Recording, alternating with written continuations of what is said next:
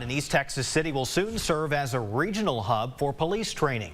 The former National Guard Armory in Tyler will soon be converted into a police training center.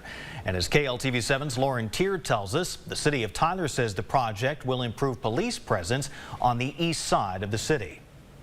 I think that the basis for a great police department, for a great police officer, is the amount of training they get and the quality of the training they get. And in the next few months, law enforcement officers from across East Texas will have access to a state-of-the-art facility on East Commerce Street in Tyler.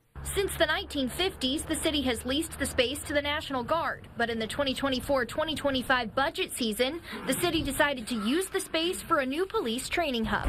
Today, Tyler City Council unanimously approved a $1.8 million contract to renovate the space.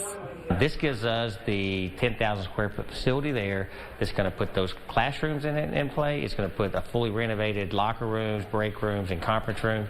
But the biggest part of it is a 6,000 square foot heated and cooled section in the interior that's going to have not only the gym equipment inside, but allow for us to do all the training there that we do at our police academy now.